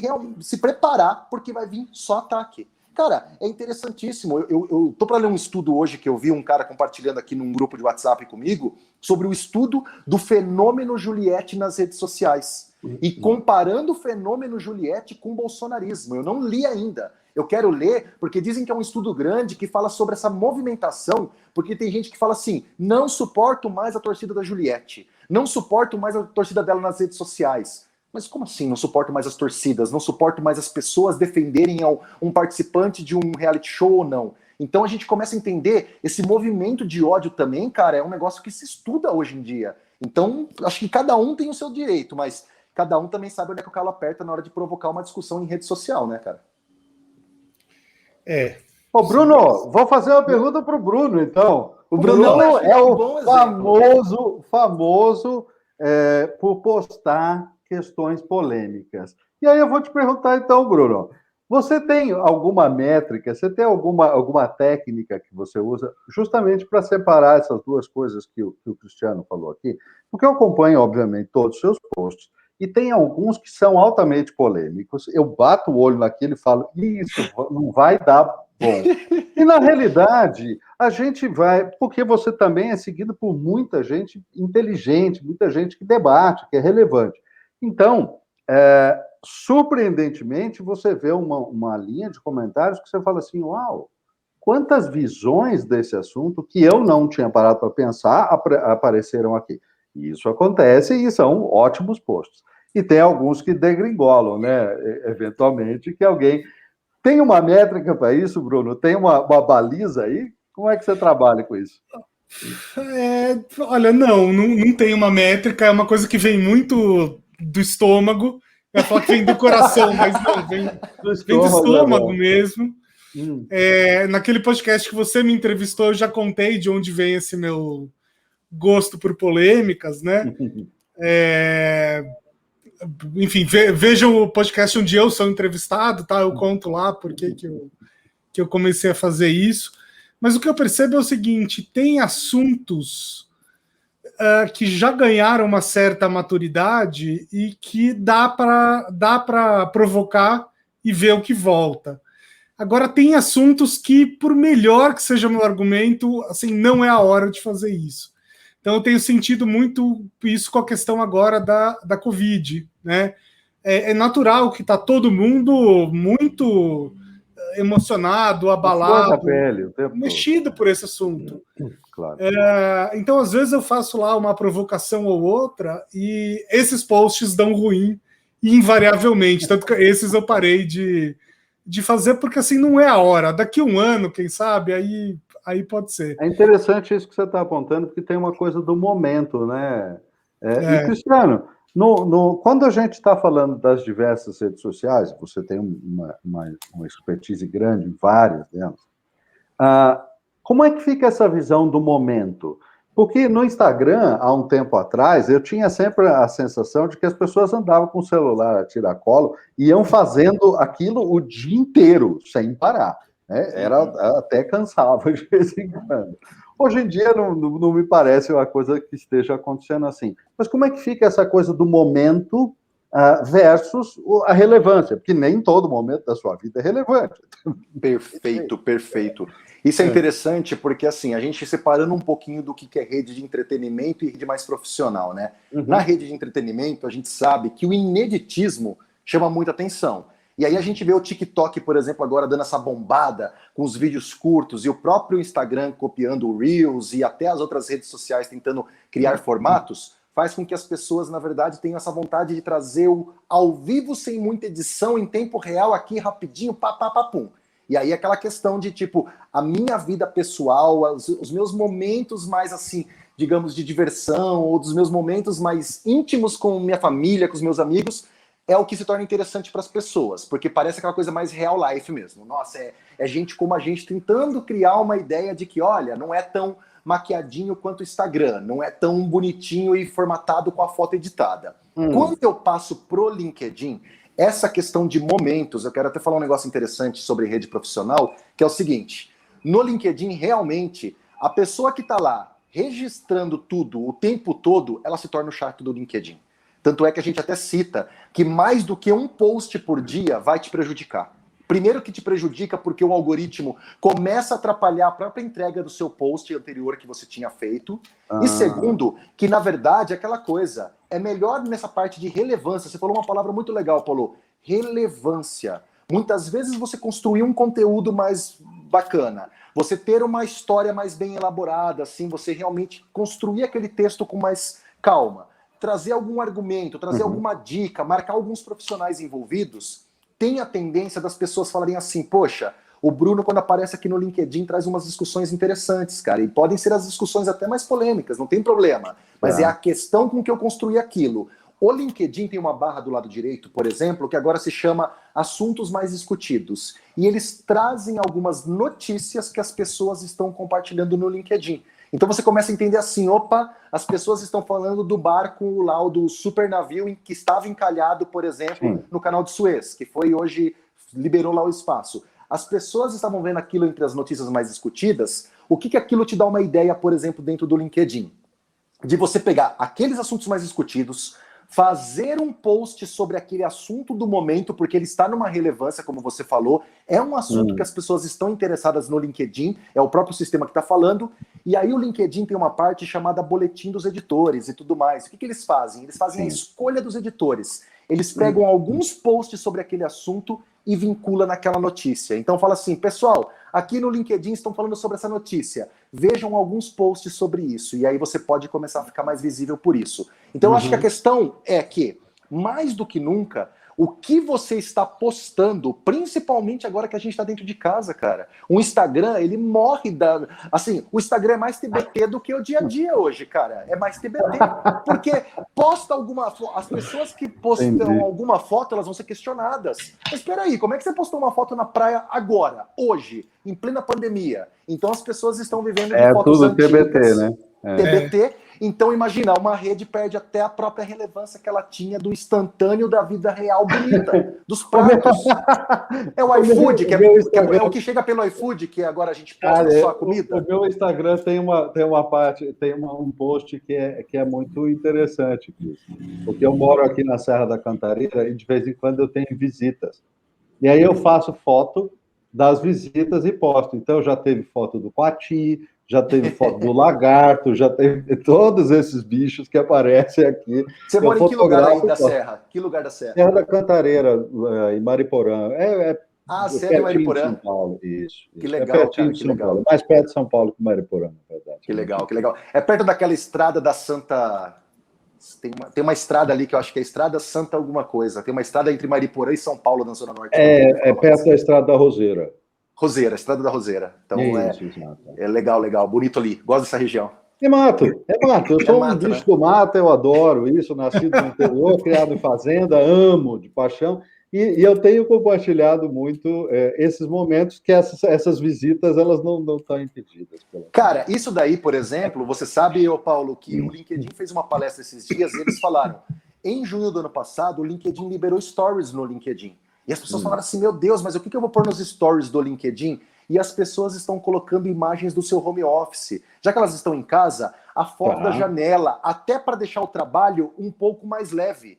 Os stories que eu, Cris, já tive mais engajamento nos meus stories do LinkedIn são aqueles não tão profissionais, mas aqueles que mostram um pouquinho realmente, assim, até daquelas maracutaias que a gente monta para poder fazer uma transmissão ao vivo, com um ring light adaptado, aquelas coisas, porque daí as pessoas começam a ver bastidores. Então, essa sua foto das suas visitas, num stories do LinkedIn, com uma figurinha de home office, provavelmente a galera fala, poxa, que bacana isso aqui. Porque é o que a gente está vivendo, né, cara? Sim. Claro. Cris, deixa eu te fazer uma pergunta na direção oposta, né? Você é um palestrante internacional, você, numa outra época, né, pré-pandemia, você já foi dar palestra no Japão, se eu não me engano, né? Em Nova York, em vários lugares bacanas. Eu acho que muitos palestrantes têm essa vontade de sair do país, de, enfim, de conhecer outros lugares, de trabalhar em outros lugares. Qual é a melhor dica aí que você pode dar para quem quiser seguir seus passos? Cara, olha só que interessante essa pergunta sua, porque realmente bastante gente veio perguntar para mim, principalmente naquela época que foi 2019 que eu comecei a sair. Que eu acho que junto com aquilo que o Paulo falou, né? É a virada da noite pro dia depois de anos, porque minhas primeiras palestras internacionais foram em 2019. Então, assim, 2019 foi o ano que a coisa começou a ter resultado depois de vários anos aí de estrada. E aí o que é interessante, viu, Bruno? A gente falou um pouquinho sobre essa questão das personas e de postar sobre o trabalho e tal. Eu, assim, desde 2014, quando eu comecei, então, a fazer posts nas minhas redes sociais como professor, palestrante, cara, eu sempre reforcei muito o meu conhecimento, o que eu sei, os resultados que eu dou. Então, por exemplo, um depoimento de um aluno, eu vou lá e peço autorização para ele e faço um post sobre isso. Uma empresa que o NPS, aquela nota lá, então, deu alta, de avaliação pós-evento. Peço autorização para a empresa e faço um post, por exemplo, no LinkedIn com a nota que essa empresa me deu. Isso tudo para poder ir registrando o meu trabalho e mostrando o que eu estou fazendo. Isso fez com que, assim, nesses 6, 7 anos que eu dou palestra, dificilmente eu precisei, por exemplo, prospectar no sentido de fazer um post falando assim, oi gente, venha contratar a minha palestra, vamos lá, meus contatos estão aqui. Por quê? A cada registro que eu faço do que eu estou entregando, é onde vem as pessoas me procurando. Então, o que eu falo nessa questão da carreira internacional? Essas oportunidades que eu recebi, que foi para Nova York em abril de 2019, Japão em outubro de 2019, e eu ia para a África, em Angola, agora em agosto de 2020, que já estava tudo certo, mas por causa da pandemia foi cancelado. Essas 3 oportunidades que tinham surgido para mim já em 2019, as 3 vieram de pessoas que me acharam no LinkedIn. Elas me acharam no LinkedIn por palestrante. Eu perguntei para uma delas, porque quando eu recebi o convite para os Estados Unidos, eu juro para vocês, gente, que eu perguntei se não era golpe. Porque eu falei, gente, uma moça me chamando para ir para Nova York, dar palestra com tudo pago e tal. Eu falei, vai ter alguma parte que eu vou ter que pagar alguma coisa. É um serviço que eu vou comprar um pacote de alguma coisa. Juro, cara, eu não acreditei. Aí eu perguntei para ela de boa e falei assim, mas é verdade mesmo? Ela, não, Cristiano, eu estava procurando por palestrante no Brasil para trazer para o meu evento, porque era uma brasileira que mora nos Estados Unidos há 20 anos, e estava organizando um evento. E o teu nome veio nos primeiros lugares como palestrante. Mas por quê? Porque eu uso bastante o termo palestrante no meu perfil, coloco as descrições das minhas palestras, coloco os projetos. Daí eu perguntei assim, poxa, que bacana. Daí ela falou assim, posso te dar um feedback? Eu achei o seu perfil, achei interessante a sua história, mas o que mais chamou a minha atenção foi a consistência que você tem de sempre estar postando o seu trabalho e a quantidade de gente que comenta. Porque as que comentaram me fez sentir a segurança de que, olha, esse cara deve fazer um trabalho bom mesmo, porque eu sei que as pessoas não param para ficar comentando post se elas não gostam de alguma coisa na rede social. E aí o Japão foi a mesma coisa. Foi um rapaz que me viu numa live no LinkedIn com essa moça dos Estados Unidos e falou, Cris, vi então que você vai palestrar nos Estados Unidos com ela? Pô, como é que eu faço para trazer sua palestra para o Japão? Aí quando eu peguei e postei que eu estava no Japão, o rapaz da África mandou uma mensagem e falou assim, poxa, como é que a gente faz? E eu já tinha recebido para Suíça, para Portugal também, para Holanda. E aí eu já estava falando com a moça, era uma moça de uma empresa também que ela mora na Suíça, e aí de repente veio a pandemia e por enquanto pausou todos esses projetos. Bem na hora que a minha carreira internacional ia começar, cara. De verdade, assim, tava começando a dar essa engrenada. Mas, de verdade, Brunão, sendo bem sincero, eu fui localizado, cara. Em todas elas foram eles que me abordaram porque viram nos meus posts que eu era professor e palestrante. Então eu sempre falo, tem que mostrar, cara. Não tem jeito. Senão as pessoas não sabem o que a gente tá fazendo, cara. Eu conheço essa sensação, Cris. A pandemia chegou, a gente estava em Madrid. Madrid estava indo para o lockdown. Eu e o Bruno estávamos em Madrid. Sério que vocês estavam lá na época? Eu vi no último voo, antes do lockdown de Madrid. Meu Deus do céu, imagina o susto, cara, porque parecia que não ia conseguir nem voltar, né? Olha, chegou a ser um pouco preocupante. O Bruno voltou um dia antes, eu não consegui remarcar a minha passagem. E voei literalmente no último voo antes do lockdown de Madrid. Meu Deus do céu, cara. Não, foi. Eu vou contar em público, então, essa história. A gente ia dar um curso em Madrid, né? No dia que a gente chegou, o curso foi cancelado, porque as coisas já estavam meio esquisitas. Mas a gente ficou lá... Madrid era epicentro ali, né? Mas a gente ficou lá turistando e tal, porque, tipo, sei lá, os museus estavam abertos e tal, então tudo bem. E o Paulo ia embora num dia e eu ainda ia dar um pulo num outro país e tal. Eu ainda tinha uma semana lá de Europa. E nisso, um amigo meu que mora em Madrid me manda uma mensagem e fala assim: Bruno, olha só, tá ficando meio esquisito aqui. Se eu fosse você, eu iria embora logo, né? Porque eu acho que vai fechar tudo. E eu lembro que eu tava andando com a minha esposa e tal, eu comentei isso com ela, ela falou assim: não, imagina, vamos viajar aí e tal. E beleza. A gente chegou no hotel, a gente recebe uma mensagem da companhia aérea que ia para esse outro país, falando que o voo estava sendo cancelado, porque o espaço aéreo estava se fechando para a Espanha, né? Os países vizinhos não queriam mais receber voo da Espanha. Eu falei, isso aqui é um sinal, vamos embora. Ela, não, a gente pega um carro aí e vai viajar pelo interior da Espanha. Eu falei, meu amor, olha só. Bom, aí passou mais um tempo, a OMS declarou pandemia mundial. Né? Claro, se a pandemia é mundial, mas enfim, a OMS declarou pandemia. Daí eu virei e falei assim, não, a gente vai embora. Aí eu entrei lá no site da TAM e comprei uma passagem para o dia seguinte. Nossa senhora, que susto isso aí, hein, cara? Meu Deus do céu. Pois é. Não, e olha, esse dia, o Bruno... Olha, ela tá brava comigo. Ele não perde a chance de contar a única vez que ele teve certo no casamento inteiro. Ele não perde essa chance. Ele não perde, né? Vocês deviam estar falando de física nuclear e aí ele... deixa eu contar uma coisa para vocês. Essa daí, quando eu assisti a primeira palestra do Bruno... Raquel, quando eu assisti a primeira palestra do Bruno, ele falava, por exemplo, do famoso Goreme. Lembra do Goreme? Eu não vou falar do Goreme. Cara, a sua palestra. Aí eu falo que essa daqui vai ser a palestra pós-pandemia, né? Para contar o que você viveu no pré-pandemia, né? Mas a Raquel acabou de virar a dona Nair do Story Talks Café. Mas é a realidade. O que foi terrível? O Bruno, então, comprou aquela passagem e ele e Raquel foram embora. Eu e Kátia estávamos na Espanha e a gente não conseguiu mudar, porque a gente tinha uma passagem já comprada, garantida, e deu um medo danado de tentar mudar e dar alguma coisa errada. Comprar outra não conseguimos. Não consegui. Então falamos, não, vamos ficar quietinho aqui esperando. esses 2 últimos dias, nós passamos fechados no hotel, ouvindo som de sirene de ambulância passar na janela o dia inteiro.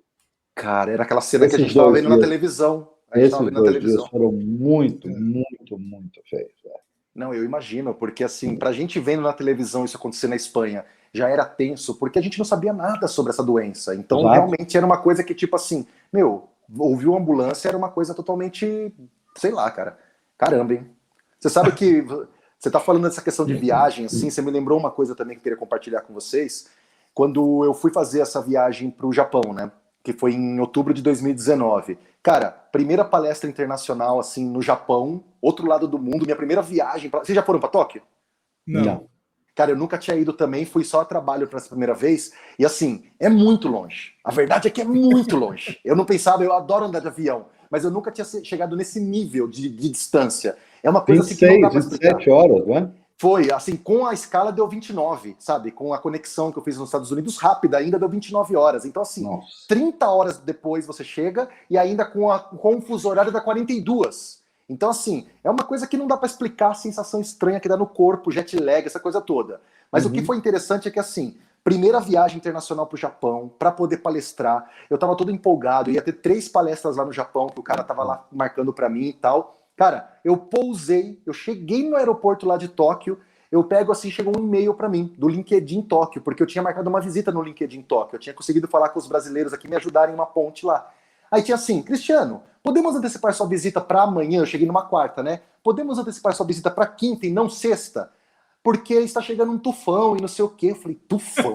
Enquanto eu voei, tava vindo um tufão nesses 2 dias aí beleza. Eu falei assim, tudo bem, então vamos fazer para quinta. Daí eu fui na quinta, fiz a visita no LinkedIn, e aí quando chegou na sexta-feira, meu amigo, televisão só se falava que ia ser o pior tufão dos últimos 60 anos no Japão, e queria chegar em Tóquio, que há muitos anos não chegava um tufão em Tóquio.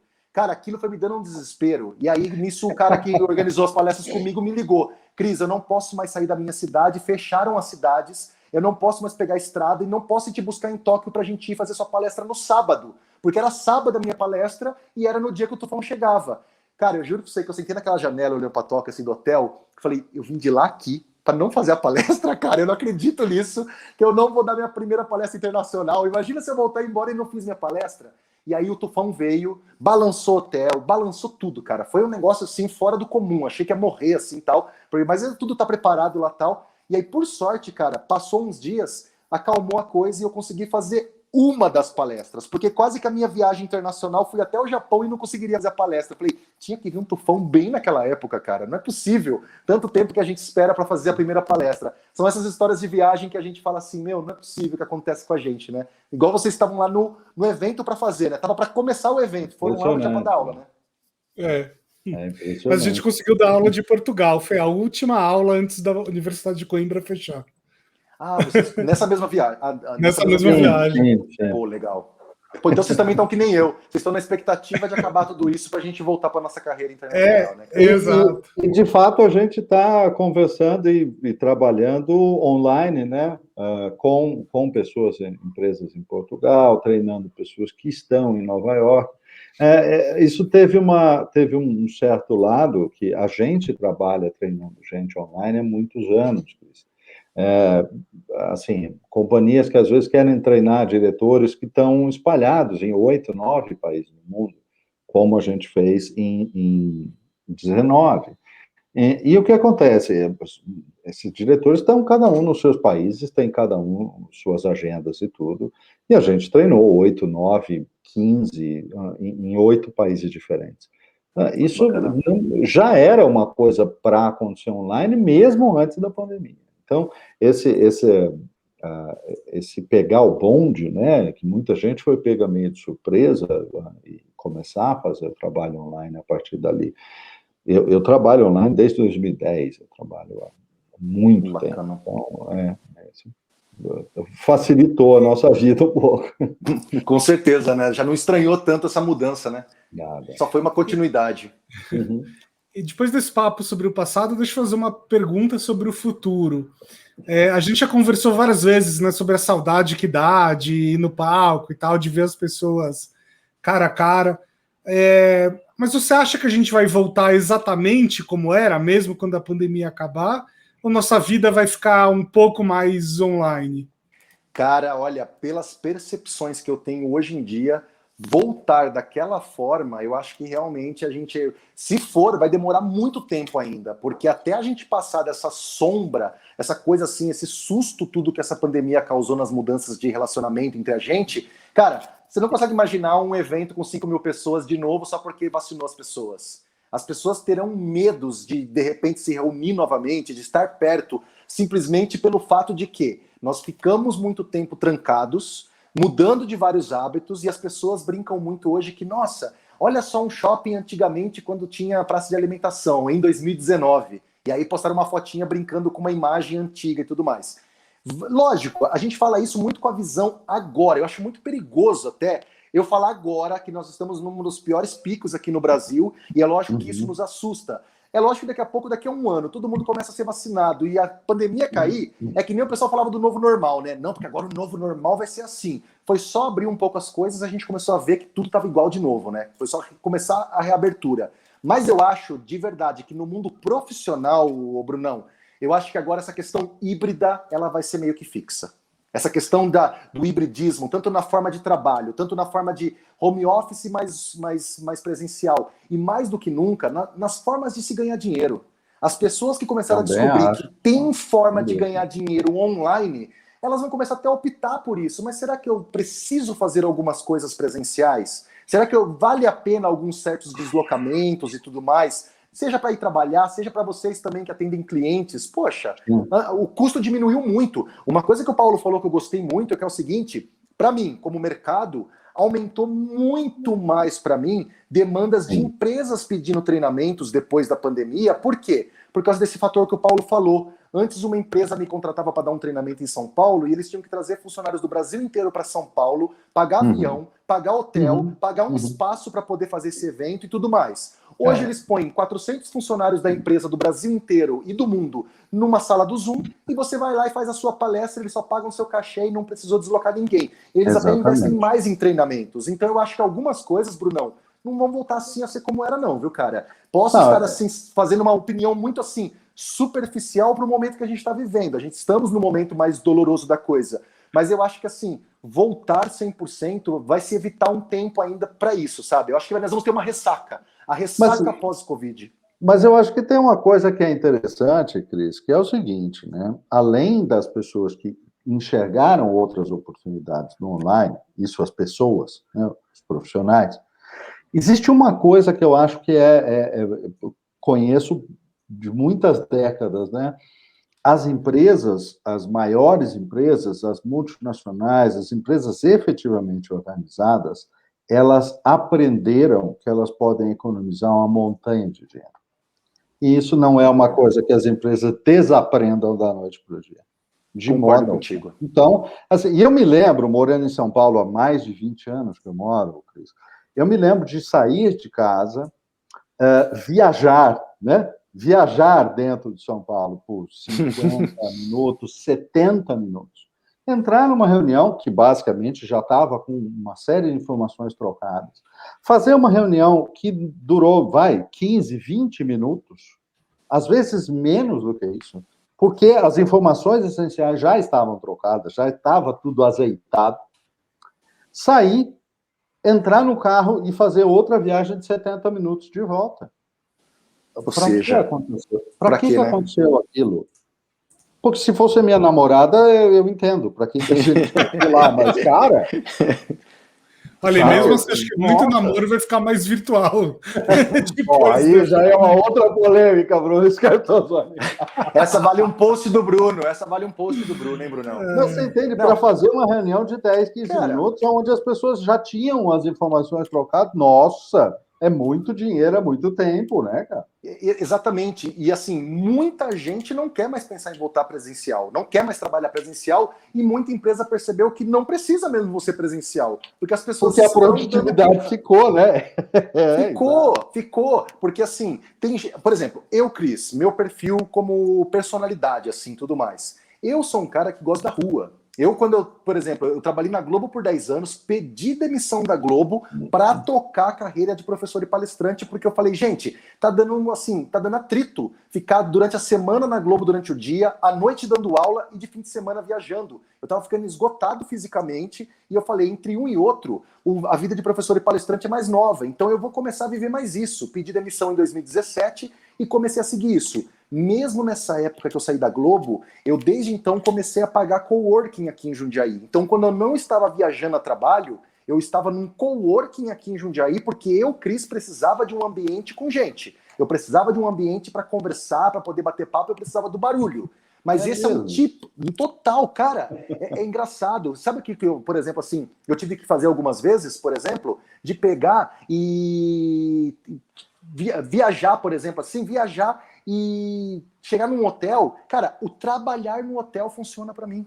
Ficar dentro de um hotel trabalhando virou meu ambiente de trabalho. Eu, por exemplo, sou o Cris, abrindo o coração para vocês aqui, que estranhou pra caramba o home office. Porque eu só dentro da minha casa, sem contato com as pessoas como eu tinha, foi estranho para mim. Você viu que lá no comecinho da conversa a gente estava falando sobre a diferença de estar no online e de repente não estar vendo o público? Eu sinto falta de público. Mas eu acho que assim como eu sinto falta, eu fiz uma... boa! Olha que interessante vocês falaram uma coisa, tá? Eu fiz um post esses dias, olha que exemplo que agora vocês me fizeram lembrar. Eu fiz um post esses dias no Facebook que eu pensei 2 vezes antes de colocar, que eu falei assim, cara, pode gerar polêmica. Mas eu falei, eu vou colocar de uma maneira leve. Coloquei assim, ó. Olha, gente, tem gente que gosta de home office. Eu não gosto. Eu preciso de gente, eu preciso ver pessoas, eu preciso estar no coworking, eu preciso estar não sei na onde. Tudo isso que eu tô falando para vocês, eu fiz no post faz uma semana. E aí as pessoas, eu falei assim, e vocês? O que vocês gostam ou não gostam? Enquanto as pessoas estavam lá, por exemplo, falando que gostam, que não gostam, tava de boa. Só que até que vem um comentário de uma pessoa falando assim, ó, eu só preciso sustentar minha família, disso que eu preciso. Eu falei, ai meu Deus, não, tipo, eu vou começar a ficar ansioso já. Porque eu coloquei que eu preciso de gente, e aí já levaram a mal e colocaram, não, eu só preciso sustentar a família. Como se, tipo assim, tanta gente precisa de coisas mais sérias e você coloca que precisa de gente, aquelas coisas que acontecem em rede social. Então, assim, esse assunto home office, assim como gerou discussão ali no post, eu já começo a entender que tem gente que tá adorando estar em casa. Tem post lá, tem comentário que fala assim pra mim, discordo de você, Cristiano, eu amo estar na minha casa sozinho, sem ninguém. Adoro. Olha lá, ó. Adoro. Mas cara, adoro. Você gosta mesmo, Paulo? Adoro. Mas sem a menor questão. Veja que também, é claro, e eu já postei sobre isso, é claro que eu sinto falta dos cursos presenciais que a gente ia lá, fazia o final de semana, a aula presencial é uma experiência muito legal, você tem um contato diferente com as pessoas, não há como negar isso, claro, e eu sinto falta disso, sim. Sinto falta disso como um acontecimento episódico, mas o fato de trabalhar... Primeiro que eu já trabalho em home office desde 2010. Esse é um ponto. Eu já estava ultra acostumado com isso. Nesse ponto, desde 2010, em alguns momentos, algumas ofertas e algumas coisas eu recebi algumas ofertas que tinham esta colocação. Olha, é uma posição assim, assado, consultiva, não sei o quê, mas você precisa ir lá. Não, obrigado. Não. Você não ia. Eu não vou lá em lugar nenhum. Eu só vou dar curso, só vou dar aula. O resto eu não vou. Porque o ambiente de escritório eu tive por décadas. Eu tive muito mais do que eu poderia suportar na minha vida do ambiente de escritório. Eu estou no meio termo entre vocês. O ambiente de escritório em si eu não sinto falta, não. Aquele trabalho que é o trabalho mais intelectual, que você tem que sentar, pensar, escrever, etc., isso eu definitivamente prefiro fazer sozinho, em casa, ou ir num café e fazer no meu canto. Agora eu sinto muita falta de ver gente não só em aula, mas também em reunião. Eu sou do tipo que gosto de ir lá tomar um café, olhar no olho. Uma reunião presencial. Reunião, assim, quer marcar um café comigo, eu topo, entendeu? As suas histórias do Uber, mano. Cadê você com as histórias dos Uber? Não ando mais de Uber. Não anda, então. Pois não tem mais como. É complicado. Agora... eu acho que aí nesse caso é que, de novo, Bruno, eu acho que realmente vai ser híbrido, porque eu acho que bate isso que a gente está falando. Olha, 3 perfis diferentes. Então, de uma certa forma, o mundo híbrido vai atender nós três. Sim, Eu, por exemplo, assim, hoje eu começo a pensar, por exemplo, como profissional, eu já começo a pensar que se os eventos ou as coisas não voltem com a mesma força, ou com o mesmo formato, ou com a mesma quantidade de gente, da forma que era, Bruno, eu já penso assim, poxa, por que não ter um produto online gravado, não só o ao vivo, que é o que eu tenho hoje, o curso e tal, por que não ter um produto gravado e com a renda que esse curso gravado me gera, viver um nomadismo digital, que combinaria para mim. Viver um mês em uma cidade, de um lugar e trabalhar de lá, já me aliaria aquela coisa da necessidade de me deslocar e necessariamente não vou precisar necessariamente de um evento para trabalhar naquele lugar, mas posso estar fazendo as minhas coisas online daquela cidade, por exemplo. Então acho que a gente vai encontrar caminhos também, né, Paulo? A gente vai encontrar formas de viver diferente, né? Sem dúvida. E pensar que, assim, eu adoro tomar um café e tal, mas olha só, eu já cheguei a pegar avião e ir para São Paulo só para fazer uma reunião e voltar. Isso eu acho que não... A cara do Paulo depois de falar dos 70 minutos, imagina se fosse com o aeroporto ainda, hein, Paulo? Passa pelo aeroporto. Não, e assim, tudo bem, tem algumas reuniões que ainda eu acho que talvez justifiquem isso, mas tem que ser uma reunião foi um projeto que inclusive deu em nada. Bruno, nessa parte aí eu te entendo um pouquinho, porque, por exemplo, em 2019 também, eu dei uma entrevista para uma revista internacional, na Espanha mesmo, a Dirigentes. Eu dei uma entrevista para a revista Dirigentes, e aí, depois que saiu a entrevista, ela saiu assim saiu na revista impressa mesmo, assim. Tinha uma versão online, mas tinha impressa. Cara, juro para você que só para poder ter um motivo, me deu uma vontade de comprar uma passagem para Madrid, só para ir lá na banca e pegar a revista e comprar, porque eu não tinha como importar ela, tal, era um negócio muito caro. Falei, acho que eu vou pegar uma passagem, passo uns 2, 3 dias em Madrid, compro lá na banca e volto, porque é um negócio interessante para minha carreira ter uma versão dessa impressa. Mas eu acho que era mais a sensação do tipo assim, vou ali fazer uma reuniãozinha e já volto, só para deslocar, sabe? É engraçado isso. Justo. Gente, uma pergunta para finalizar aqui. Cris, para quem quer usar o LinkedIn com todo o seu potencial, que dicas rápidas assim você pode dar para essas pessoas que estão nos ouvindo?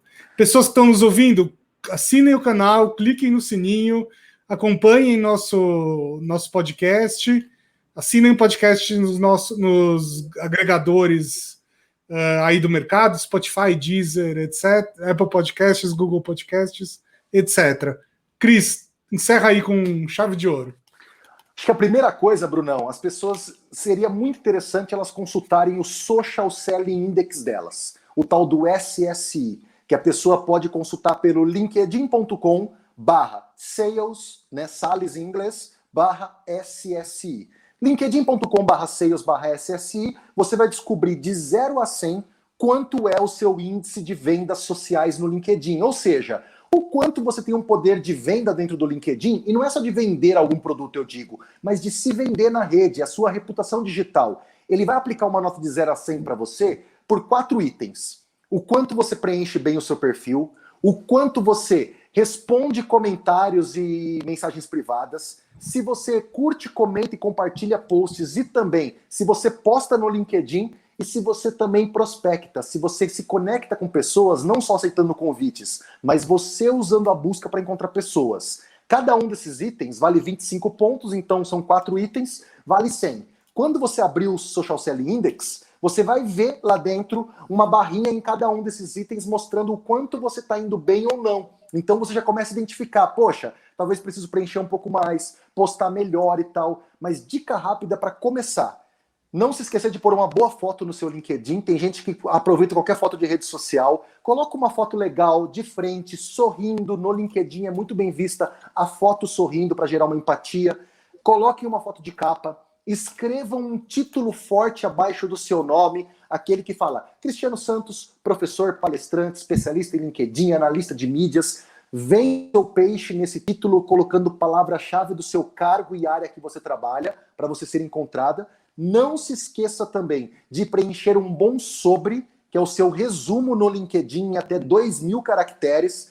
O sobre, aí vem uma parte até legal do nosso papo, Bruno. Não se esqueçam de ter também storytelling ali, gente. Tem gente que coloca só as informações técnicas em terceira pessoa e, na verdade, nós queremos conhecer humanos ali dentro do LinkedIn. Então, os grandes sobres que a gente vê e que as pessoas usam de exemplo, em primeira pessoa e mesclando informações técnicas e palavra-chave com um pouco de storytelling da sua carreira. E lógico, preencher experiência, formação acadêmica, colocar seus cursos, projetos, pedir as recomendações como eu citei, e uma dica, tá, gente? Não se esqueçam de ir lá e personalizar a sua URL. Vai lá, do lado da sua capa, tem um botão editar perfil público URL. Tem muita gente com a URL cheia de letras e números, que fica até difícil para você pôr num cartão de visitas na assinatura de e-mail. Vamos deixar bonitona a sua URL, igual o meu lá, ficou linkedin.com/in/SantosCristianoBR, que é o meu @ em todas as redes sociais. Então, personaliza. Ufa, até fiquei sem respirar aqui, ó, para passar rapidão. Ufa. Muita informação. Anotando. Muita informação. Não conhecia isso, acessei aqui enquanto você falava, fiquei intrigado. Brunão, a dica aí, viu, cara? O ideal é você ter no mínimo 60 pontos de SSI, tá? 60 pontos de SSI é o ideal para você estar indo aí caminhando bem, que você passou dos 50%. E um detalhe importante, Bruno, você que está na tela aí, quem estiver acompanhando também, desce um pouco a barra de rolagem, lá embaixo tem 2 números. Um mostra a média da sua área e do outro lado mostra a média da sua rede. Você vai conseguir ter uma ideia da concorrência. Da sua área são pessoas que trabalham na mesma área que você. Da sua rede são seus amigos do LinkedIn. Será que a sua média do SSI está maior, pelo menos que essas duas de baixo? Para mostrar que você está mais influente do que a sua rede ou dos seus concorrentes. Então é interessante isso daí. É um grande raio-x para você começar, viu, Brunão? Muito legal. Eu tô com 70 de SSI. Pô, é bom, cara. 70 é bom, hein? Na minha indústria, eu tô no top 1% e na minha rede, top 7%. Boa. O ideal é você estar entre os top 1%. Então, quando você está no top 7%, você está entre os 7% melhores da sua rede, entre seus amigos. É que você é bem conectado com pessoas bastante influentes no LinkedIn, que puxa a média para cima. Viu? Ele é, não é? Para ele chegar nesse 1% é difícil, porque a companhia ali é pesadíssima, rapaz. Olha aí que bacana. Show de bola. É porque eu sou seu amigo lá, você é muito mais influente do... gente que nem Cristiano Santos. Gente pesada, rapaz.